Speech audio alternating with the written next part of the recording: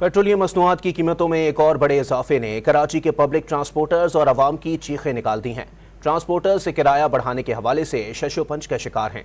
इसी हवाले से आसिम खान मौजूद हैं टावर के करीब, उनसे मजीद जानते हैं। आसिम, पेट्रोलियम मसनूआत की कीमतों में इजाफा हुआ है, आवाम और ट्रांसपोर्टर्स का क्या कहना है?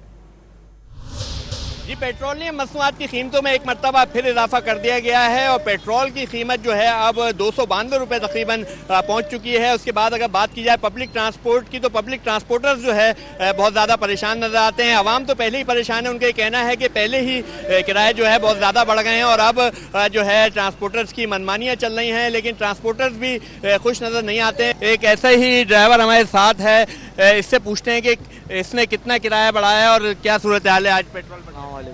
सर, पेट्रोल की ये डीजल की ये होता है, पहले महीनों में सालों में बढ़ते थे, अभी तो कुछ पता नहीं है। रात को 100 सुबह डीजल के ऊपर कीमत बढ़ी हुई होती है।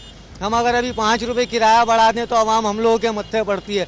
हुकूमत से हमारी गुजारिश है, कुछ हमें रिलीफ दीजिए, अल्लाह के वास्ते ख्याल करें। हम अपने बीवी बच्चों का, माँ बाप का क्या करें, भूखे मर रहे हैं हम लोग, हर चीज़ इतनी महंगी हुई भी, अल्लाह के वास्ते थोड़ा ख्याल करें।